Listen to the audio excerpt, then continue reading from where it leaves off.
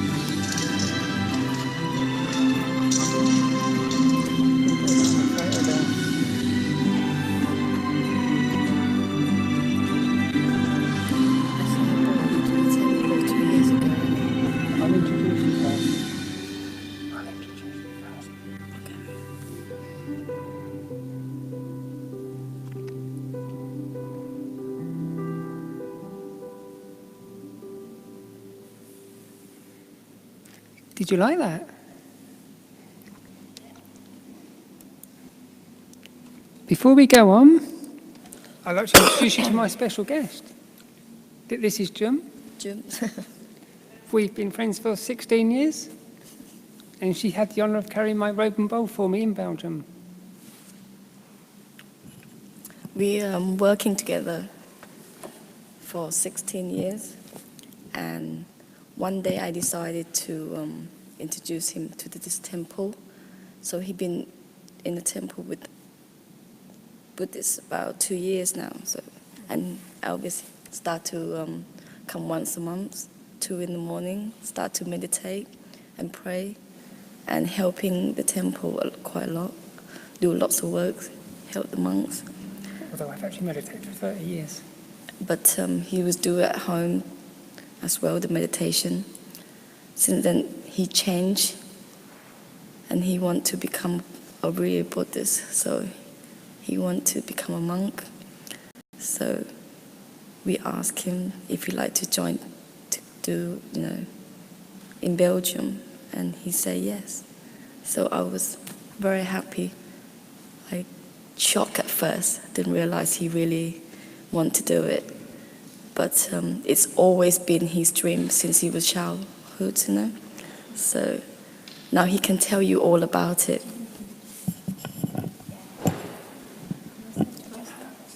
Huh? Yeah. 2.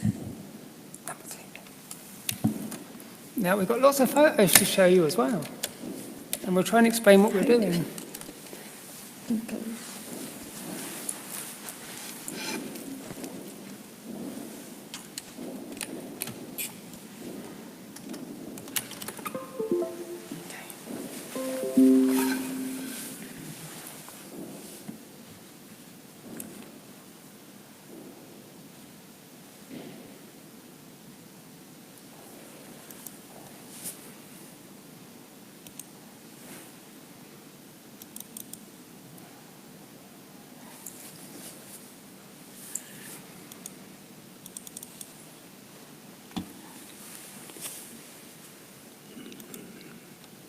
So that's the main meditation hall in Belgium.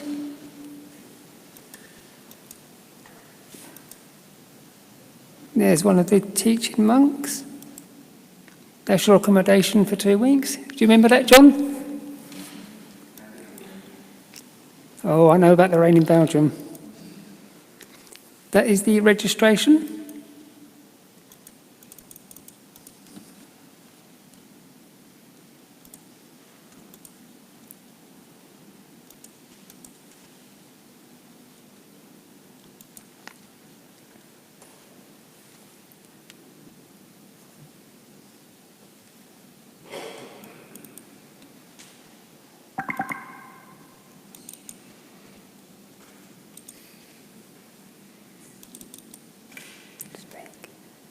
Speak, say something.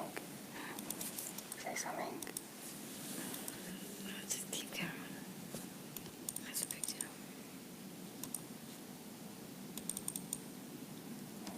You explain to them how you feel. Okay, so that's just before we get ordained as monks, which is an amazing experience. Would you not agree, John? Because not everybody can actually do it. Would you like to explain, Pierre? Yeah. No, that's fine. Not everybody can ordain as a monk? Not everybody can ordain as a monk?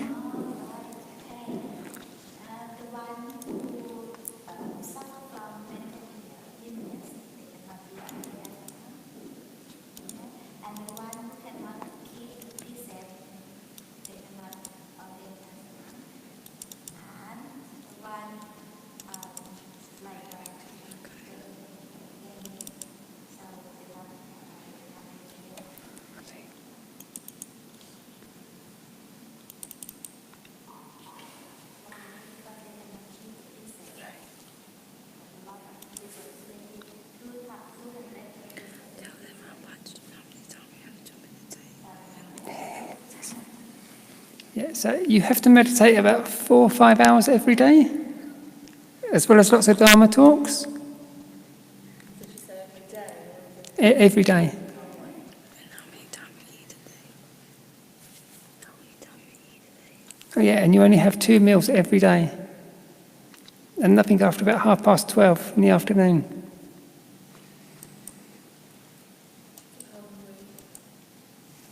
Not if you practice before you go, which is the trick. Yeah. Oh, yes. There's a friend of ours, Simon, just there. Good evening, Simon, if you're watching.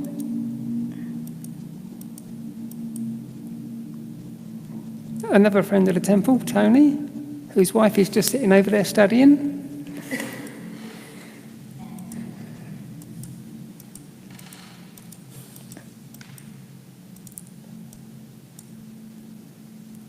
And there's our lunch hour. Tell them how much you can take. You can speak as well. Tell them how much. You can have as much as you want in the first week and not eat it all, but in the second week you have to eat everything. So if you fill the alms bowl up, which is about 3 platefuls, you've got to eat everything. You can't waste the food. That's what Elvis trying to say. So after he finished the meal, he have to clean the plate and fork and spoon with his napkins.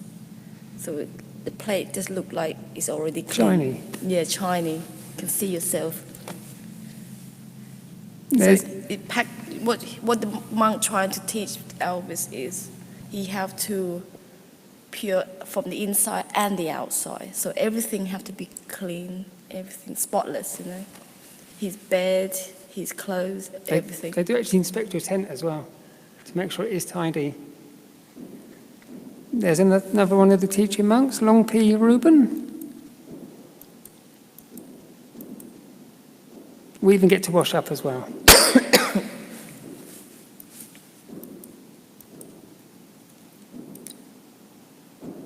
Meditating after lunch.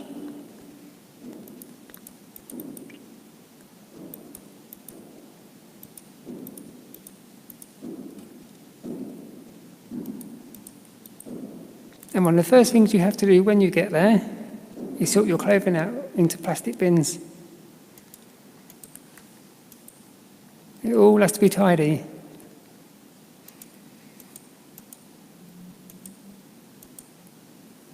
So the trick is not to take too much.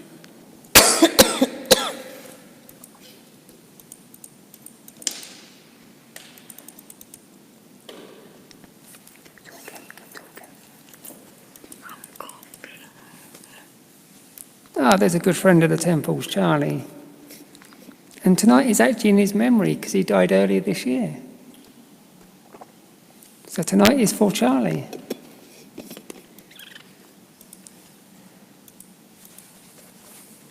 There's another good friend of mine, Lung Michael.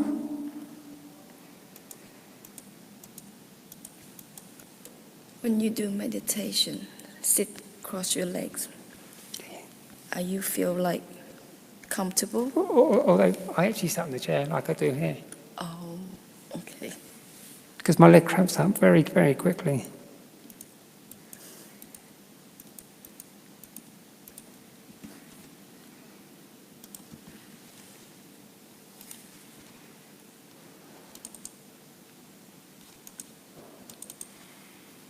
You like to ask questions to Elvis, you can. Yeah, just feel free anytime.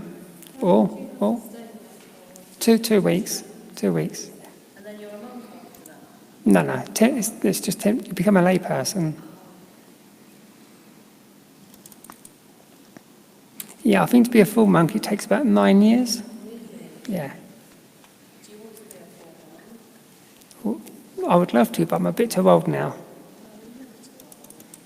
Never too old.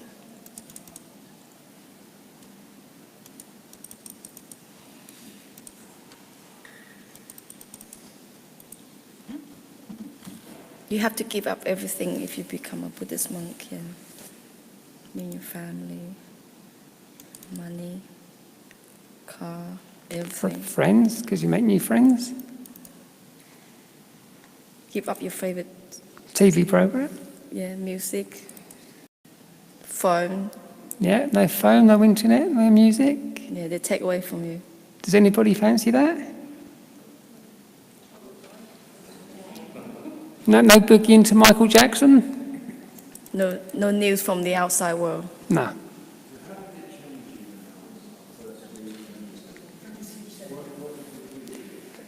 How did it change me?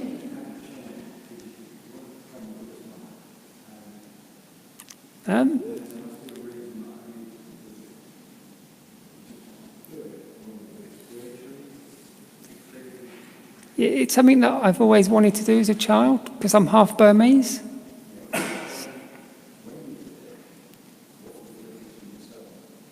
I think the person to answer that, how have I changed? Change to better person. He make everybody around at work smile, happy, and he tell everybody to be good. And We invite him here as well, yes, and he doesn't drink or smoke. or do drugs. He doesn't go out. He's always working. And he tell everybody to be kind, loving, caring. So it changed him a lot. And he's quite funny as well. The check's in the post. No, before that, he's not a miserable person. But It's not very nice, John. it upgrade a bit more. You know. So it's like, before he was 50, now it's 100. Better person, yeah. Yes. Yeah. Yeah. Yes. Yeah. Yeah. Yeah. Have more knowledge. Could you not have achieved this by just learning the Dhamma teachings and all instead of becoming a monk? Because I feel it's possible to achieve all this by following the teachings of Lord Buddha and following Dhamma. Yeah. It's more than adequate to achieve all this instead of going through this process, the ritualistic process, which in my opinion is not really necessary if you can understand and follow the Dhamma teaching and follow it and you become a good person. You have to give up bad things. You can, but you also understand what the monks go through in the temple. You actually also learn to understand what the teaching monks went through from the temple, so it helps you understand them a bit better, if that makes sense. It might be difficult to understand that without going through this, most people should be able to achieve it by really understanding Dhamma. Yeah. But the program also helps you as well.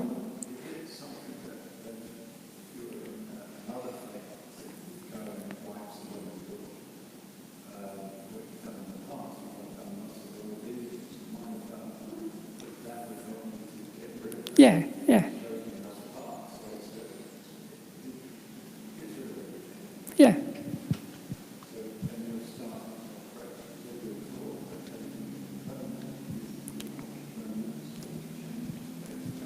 Yeah, yeah. Yeah. Yeah.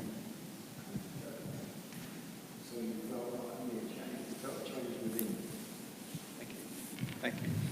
So you felt a change within Yeah. yourself. As you were saying, you see, that the Dharma, to talk things through right here, would that do you a lot, would that be better than becoming a monk? I think the talks in Belgium are slightly different to what we receive here in the temple. Yeah. In what way? I should have brought the paperwork with me, actually. It goes a bit deeper, I suppose, into Buddhism, because you're actually training to be a monk. Right. So you're actually taught the different levels and Yeah, heavens, yeah. etc., and then it goes Yeah. on from there. Excellent. Do you have to pass an exam? No. You just have an ordination you have to pass. Which is a nice little speech.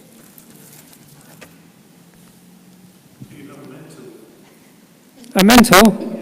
Yeah, we had a monk go to Belgium from this temple with us, and he was a big help. So he teaches you your point of reference for any questions or Yeah. clarification? If we had any questions, we'd just go to any of the monks. So that's it.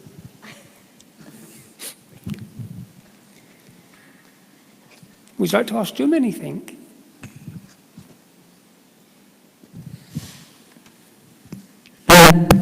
Hello.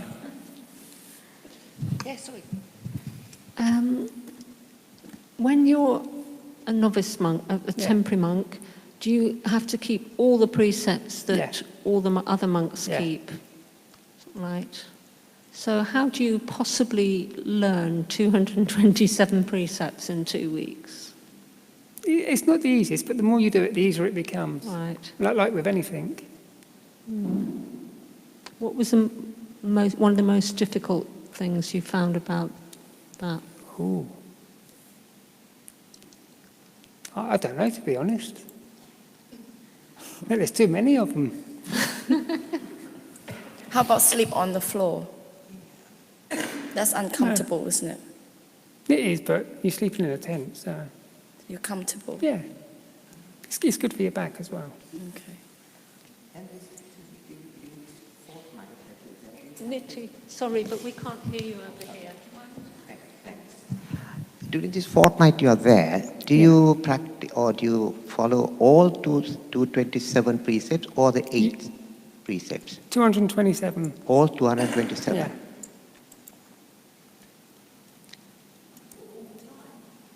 For the 2 weeks.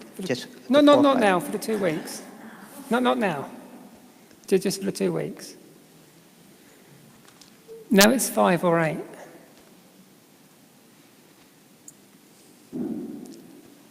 Isn't that quite a short period, even to remember the 227 precepts by name in a fortnight, to remember itself, it's impossible for me to even rattle off 227 precepts. Right. How do you, to me, it looks like an impossible task. It can be. What do you think, John? How did you do?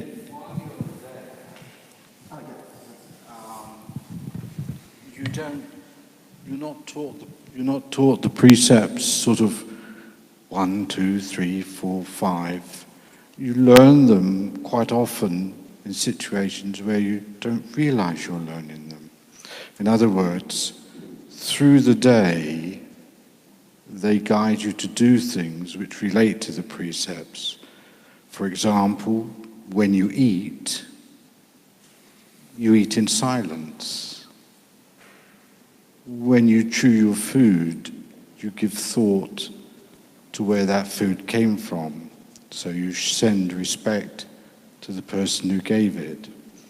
So while you're practicing as a monk, you're actually learning them by activity rather than a book, and you will learn. And quite often you would do or carry out several tasks, and then the leading or teaching monks will say, you've done this because, and then they would explain what they term as the precepts. It's how you behave, how you treat others, how you respect your surroundings, how you become aware and understand other people's situations. So you're learning through the day by activity. That's the only way I can explain it. And over a week, 7 days, you do assimilate and take in many of those precepts. Obviously, some, they will just talk. After you meditate, or on my program, you would have a talk. And quite often the teaching monk would go through many of the precepts by example.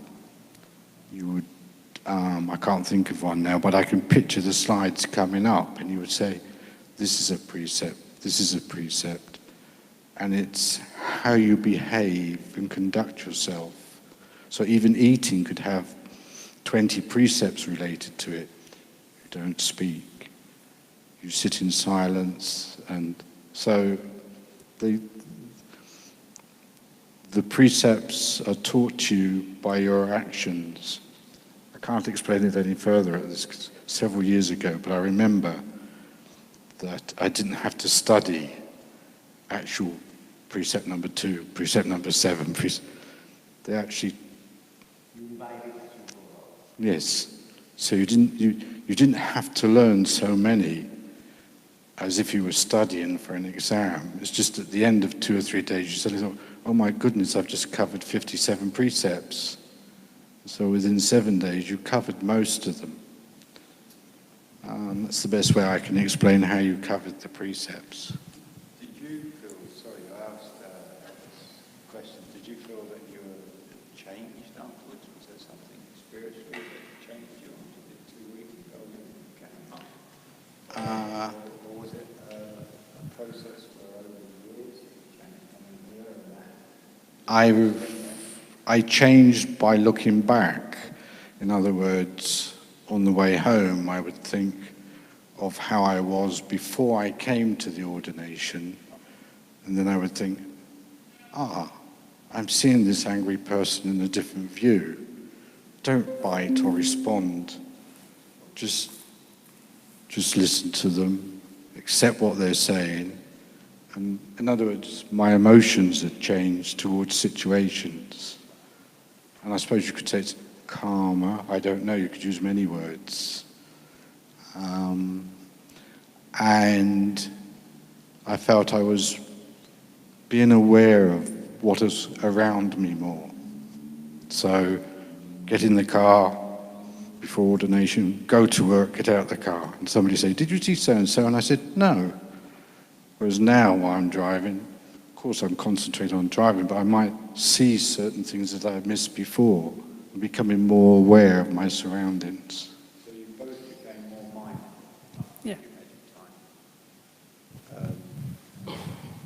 And you would do it again? Hopefully I'm going to go next year. Right. But it depends on when the dates are and work. All right, please. What about you, John? Are you going to go? John? No, not that, John. I would do it again, but physically it was an incredible challenge. I cannot sit cross-legged for more than a few minutes. The wrong And John gave the answer. There are certain times where you do have to sit Yeah. in that position, and it's For a long period of incredibly painful. And to me, I can probably endure that, but I'm conscious that I'm disturbing everyone around me because they're all set, and here's me going, ooh, and then readjusting, and I feel I can't do it physically for the period of time. Although in lectures they were very good, they brought me a chair, but actually in the ordination you have to go from A to Z, exactly how all the monks would want you to do. And that could be quite a challenge if you're not if you're not flexible and can sort of sit in that position for a long period of time. So I would do it again, but I couldn't do it physically. So the answer's no. What about you, John? Not at the moment. Not at the moment. This is very interesting because earlier in the year I did what's called a Vipassana course. Are you familiar with that? No. Right. Well, that is 2 weeks. It sounds very similar, Yeah. but it's for lay people. Mm-hmm. You begin meditating at 4:30 in the morning, and you finish at 9 at night with a lecture. Yeah. And through the day you're meditating apart from meal breaks, and it's the same 2 meal breaks. Well, there are 3 meal breaks for newcomers, but it's just 2 pieces of fruit in the evening. And you have to agree to abide by the precepts, but not the 8, not these 227. But I certainly relate to that idea that through the process that you were learning by observation and copying other people, and through the teaching. And what that experience was, it was an astonishing experience for me. I think one of the things that I learned from that, well, the other thing is one of the precepts, you can't talk to anybody. You don't touch anybody, or you don't look at them. I don't know if that's what you did in your Yeah, fortnight. you can touch over there. Mm-hmm. Did you talk to other people? Yeah. Right, okay. I found the complete silence, the noble silence they called it, a real challenge, because it gave a lot of room for all my paranoia and my defensive thinking. So I'm making up lots of stories about other people, which were based on nothing but my own prejudices. Of course, at the end of the 2 weeks, you do break the noble silence and you talk to people. Yeah. And you find that your expectations are completely dashed. You know, I had got it completely wrong. And the other was that through the meditation process, through the sitting and going through that particular meditation practice, which is, it's like being in a CAT scan. You do a flowing observation of your outer and inner body. And we spent 3 days just learning to breathe over the top of the upper lip and into our nostrils, just to get the idea of becoming sensitive to changes in our physical body. I've noticed that whenever I have a feeling or an emotion, that I can experience that as a physical sensation. So it's changed the way I look at things in that respect. That I don't look at them as an intellectual experience only. I don't look, it's just, I just experience the whole thing as both physical and mental. And that's been a real challenge too. It's been very hard, actually. It was very hard there. I had a sort of breakdown after 3 days. It is very hard in Belgium as well. Yeah. Well, yes, in short. I think that the silence gives room for all of my thoughts to come up. And what I was finding, that I was in meditation, I was dipping into fantasy. And some of them could be really quite frightening. And of course, as you said, the physical, and John, the physical side of sitting was very hard to get used to. And I was also suffering from insomnia, so I didn't get a great deal of sleep. But I want to do it again. I'm planning to go and do another 2 weeks. Would you like to do Belgium? No, I've already got a plan where I'm going to go. But thank you for the offer. Maybe another time. Absolutely. Okay.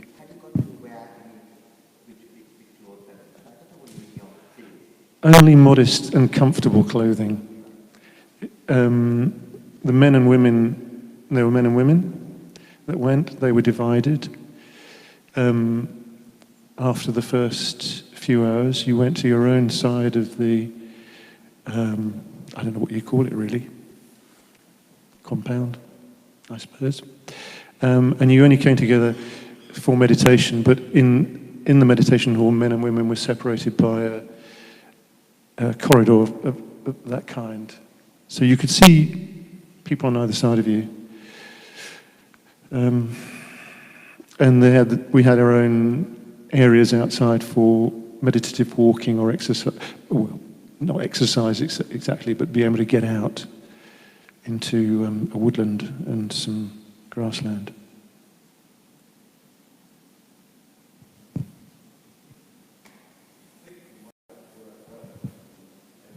Thank you. Thank you. What a great experience for you guys, because as we all know here, I think, and as we're learning, that meditation is not about good, but it's also about bad, because you are having a shower of your mind as well, and you're washing away everything in your mind. I mean, that's one of the reasons that I came here, was to try and sort myself out, see where I was going to go, what I thought was a path. And I've got to take my hats off to you guys, because you actually have done something that sounds very appealing, to not only become monks, but actually go somewhere for 2 weeks, 3 weeks, 4 weeks, and to meditate for that time and find out about yourself. And what you said about breaking down after 3 days, I think I might even do that. Because that's hard work. Can you imagine not talking to somebody? Because that young lady over there is going to do it in January for a week. Not to talk to somebody for a week. So what you're learning from here is, it's not going to be easy. I just want to give some reassurance, actually. I went to see the teacher. I was rushed to see the teacher by some of the helpers. And what I experienced was enormous compassion and flexibility. I was rushed to see him. The helpers took me there. And what I experienced in my interaction with him was great compassion and flexibility, so that I experienced the pain about sitting, and I was offered all sorts of ways that I could continue, in a chair, on a bench, in a special meditation seat, lots of cushions. He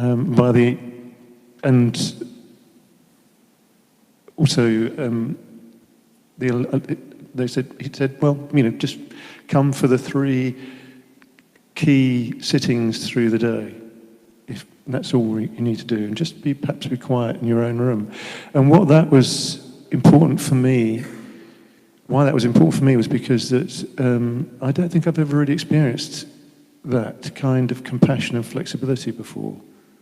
So you go, and I was asked to abide by the precepts, but I couldn't do it.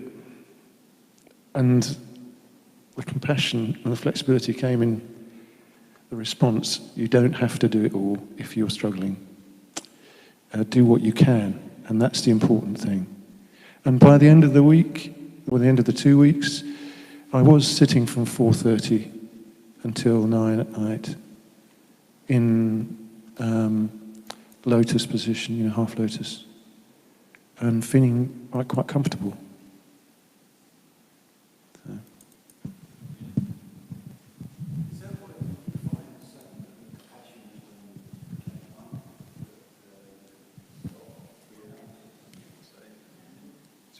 The abbot could say, you can go away for 3 hours and come back, or was it very different that you had to?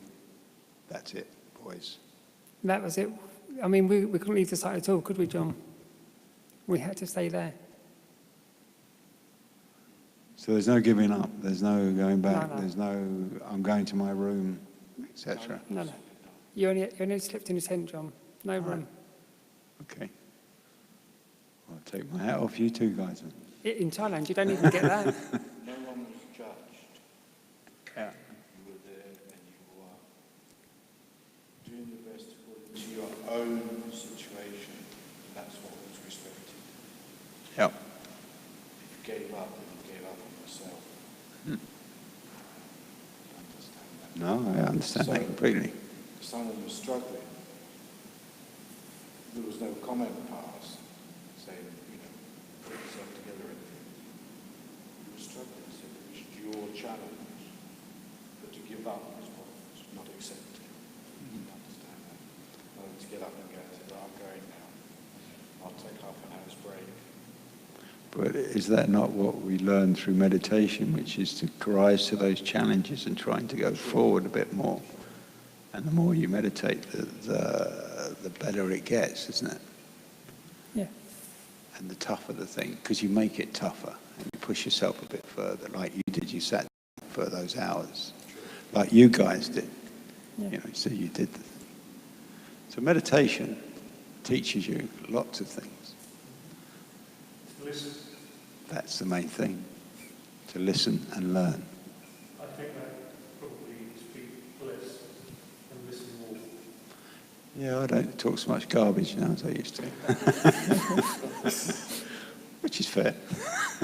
But it's, meditation teaches you a lot more about yourself. That's the obvious thing to say.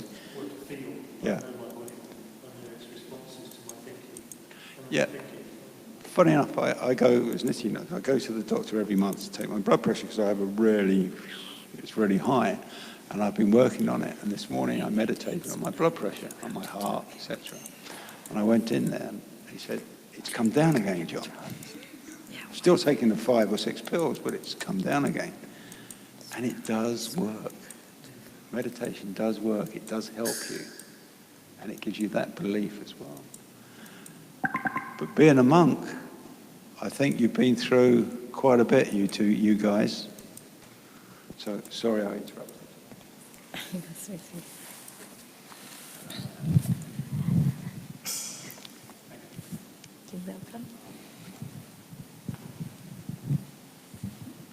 I just wanted to ask, how do you physically overcome the obstacle of sitting cross-legged or any form of lotus position if you physically cannot do it? For me personally, I sat in the chair like John did during meditation, like I do here. And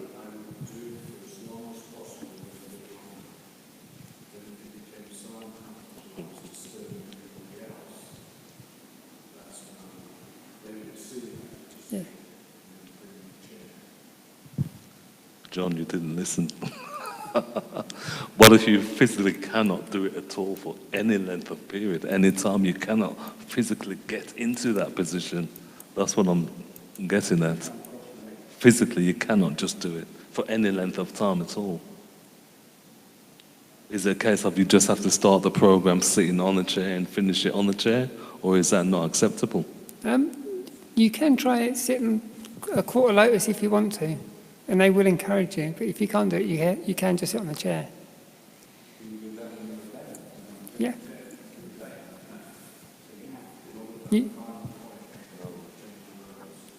Well,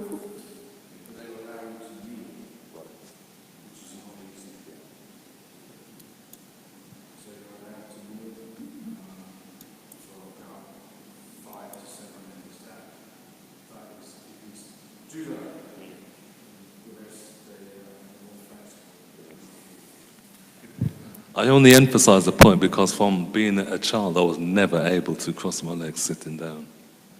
So it's a non-runner for me. Who knows, maybe in the future. you're still a young man.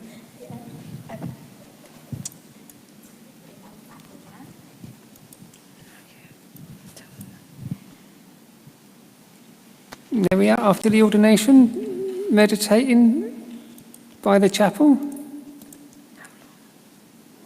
How long? It's normally about an hour.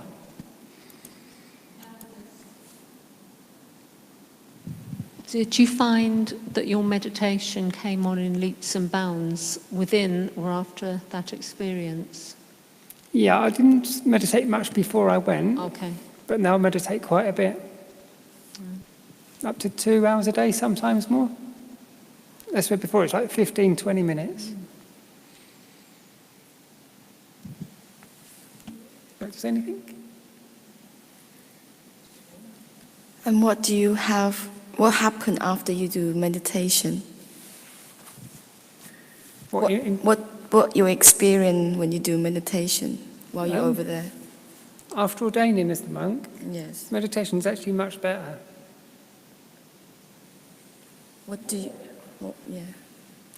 It feels more special.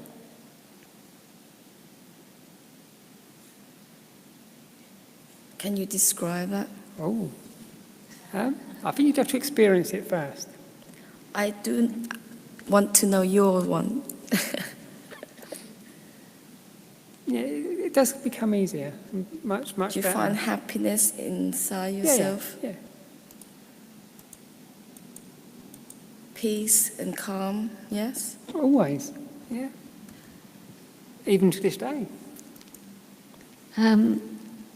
Whenever anybody invites Elvis to comment in these classes, he always has a smile and a positive comment, and he always says things like always. And so if maybe that's what he's got from the ordination. I don't know what you were like before, Elvis, but you come across as very positive and happy and calm all the time to me. Thank you. You do that at work as well. What about before? Before, he doesn't speak very much, no. not friendly like now. He's very quiet, doesn't talk to anybody, kept to himself. Now he's more open and smile a lot, friendly. And Encouraging? sometimes it can be really scary because he's too friendly. Not in that way, not in that way. Very helpful with others and very support at work as well. So he's so kind and he helping everybody at work, his colleague and me and other, Which before he doesn't do that, He's kept himself very quiet, yeah.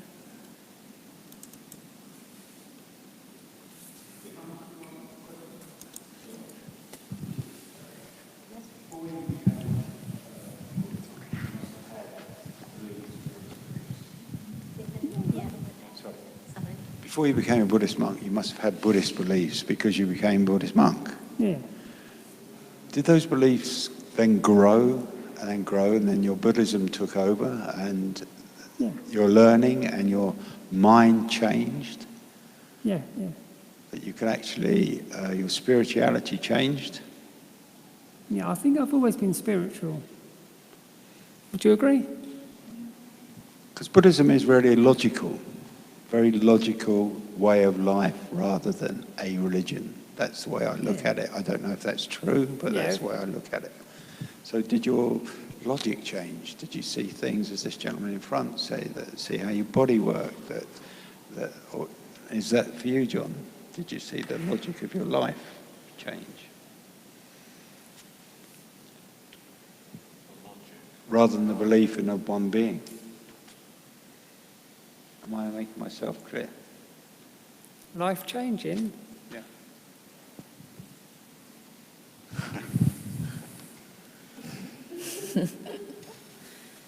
To try and formulate a logical answer now. We'll be back after the break, John. Pardon? We'll be back after the break. No, I'm Will joking. It is I became interested in Buddhism when I traveled to the Far East because they had a different approach to life. It may not have been the correct one, but it opened up my mind to explore it further. And quite often, previous thoughts would give me, or actions I would have thought at the time were normal, now I don't think are normal, in the sense I haven't really seen the real situation, and it's opened up my, I suppose as you said, mindfulness and awareness of things. So I'm not quite sure if I've become more logical, but my approach has been a little bit more structured rather than a yo-yo throughout life. It's very hard to answer that question. Myself, I found that through meditation, I found that my life has changed. That it's, I've got rid of that yo-yo and I'm more structured and I go in a straighter line than before. Sure. Because before I was all over the place. And I enjoy life. That's my part. But as you say, you guys have taken it a bit further. That's why we're here, to hear about your experiences. It's break time soon, but I just want to say, actually, for myself, actually being deprived of everything, from your phone, your hair, everything. You had absolutely nothing, and then they gave you the robe, made you appreciate what you really did have when you were at home or in life. And instead of saying, I want a better car, oh, so-and-so's got something, just sit back and think, no, be content with what you've got. Everyone's at different levels in their finances, their social structure, etc. Appreciate what you have.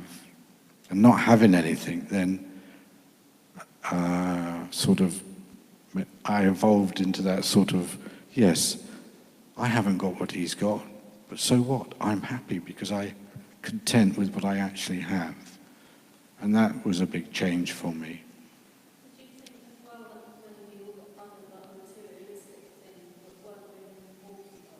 Sure. They're not that important. They're not that important. As long as you have the basics of food, shelter, and anything else, water, etc., you can be happy. And it's very difficult in this fast Western world. You can't step back always, but at least you can appreciate what you do have. We had absolutely nothing, and do you know what? It was a hot summer's, well, it's not quite summer, but hot afternoon, and we had time in the grounds, and someone actually from the village came up and gave us ice cream. And usually an ice cream is yes, but that ice cream, it really did, you know, I enjoyed it because I didn't have it all the time. It was something special, and someone had given it to me. Out of their, you know, they funded it. So the generosity was there, but also the appreciation of something occasionally made it even far more fantastic. So, yeah, taught me a lot. John, it's very much a hypothetical question. But if you felt that there's no responsibility, nothing on this planet, a job, leaving a free man, would you have continued to be a monk and gone on beyond, or fortnight was enough for you to achieve what you wanted to achieve? Both of it applies to both of you. Yeah, if you didn't have any responsibilities, no children, no job, nothing, you just have a free man. Yeah, not very much hypothetical. Sorry. Yeah.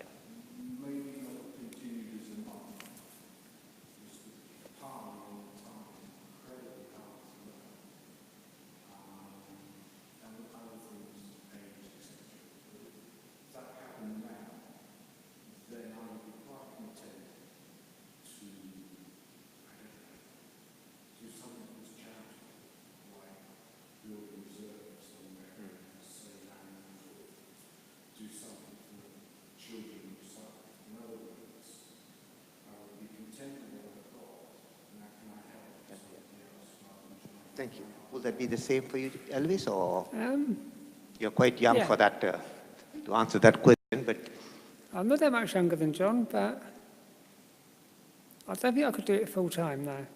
sorry, I couldn't be a monk full time. all the time. No, You cannot. Yeah. no.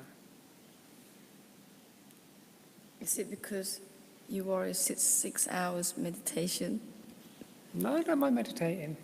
What's your worry about? How long it takes to ordain as a full monk, and given my age, and that's probably passed me by now. It's never too late to become a Buddhist monk. True. Then I'd be signed off probably when I'm about 65, maybe. Is it not more fun than working all Or monks work very hard, trust me. I mean, they clean this temple every morning. But then meditation is healing for one Yeah. so you get younger. Oops. You're right. So yeah, I think that was my question. I think we should thank the monastic community for keeping the temple this clean. Because it's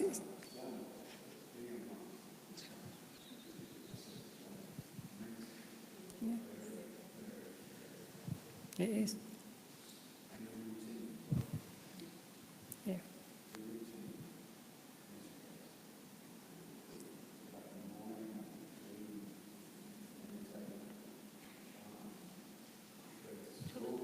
Other activities as well?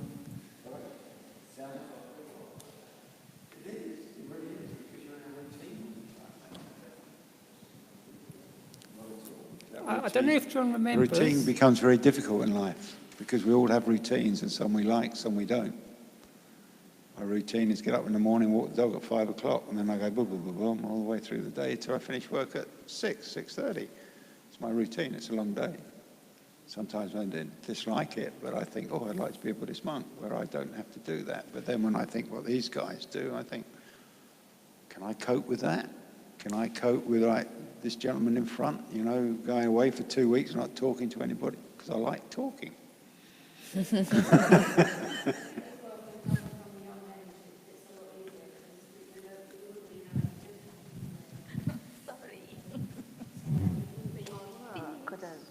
Maybe. Oh, sorry. I don't like this. I think that's it.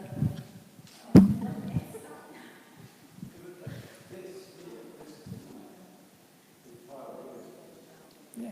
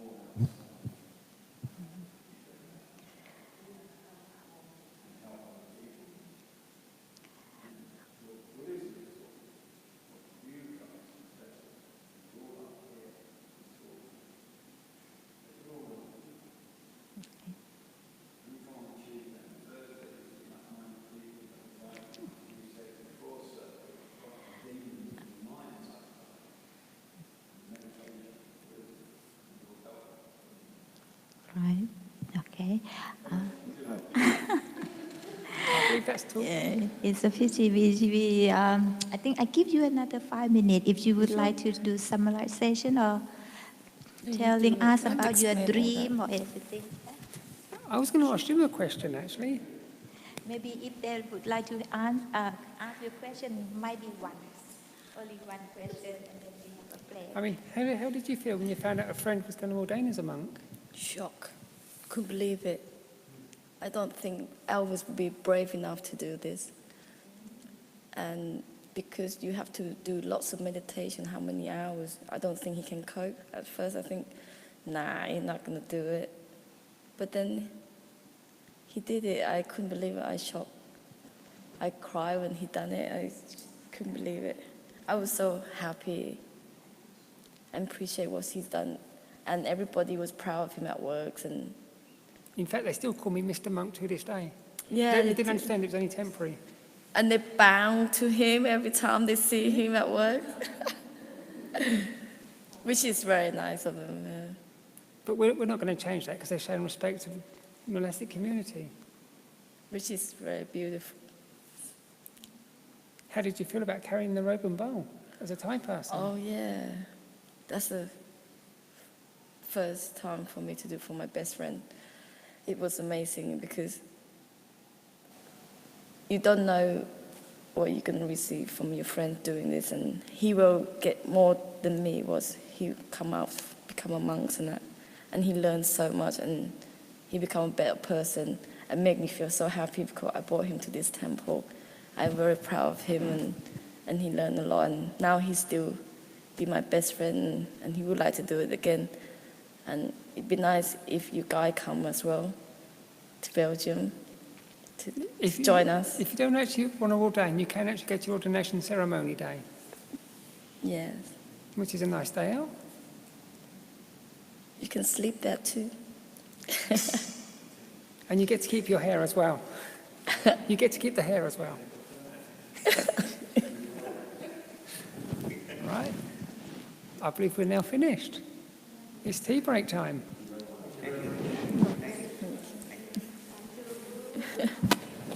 Sadhu.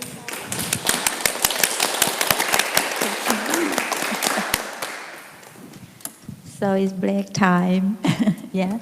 And after that, we are going to have a meditation for about 30 or 45 minutes. And after that, I have two choices. That's the first one. There will be a question and answer from like a superstar about why he would like to be ordained as a monk. And though he knows that it's very tough, it takes about 19 minutes.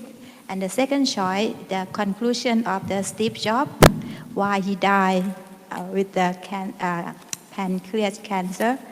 But I think I would like to, which choice would you like to have? The first one, yeah? Or the second one? Steve Jobs or the The celebrity? second one, oh, but the second one is it? The second one, the conclusion. The first one is like a famous, important person. He's going to tell you the reason why he would like to be ordained as a monk. Yeah, that is good for the gentleman. And the second one, the conclusion of Steve Jobs, yeah, case study, why he died with pancreas cancer.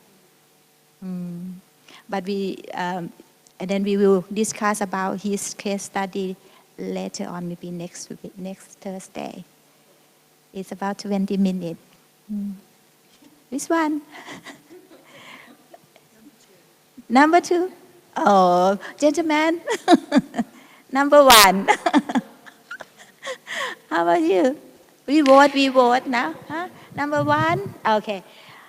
In conclusion, number 1, because we give it to the gentleman. Yeah? Okay. And then to help Elvis to have more increase of more merit as well. Yeah. Thank you. Yes.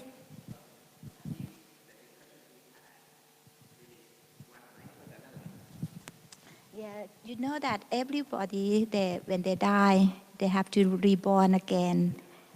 Sorry.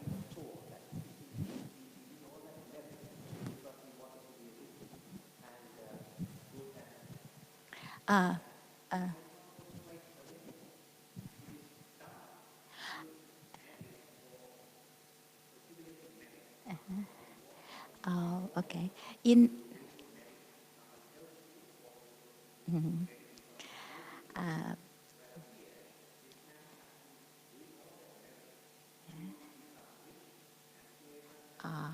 Okay, I can explain to you. Yes. because yeah, I can explain. Yeah.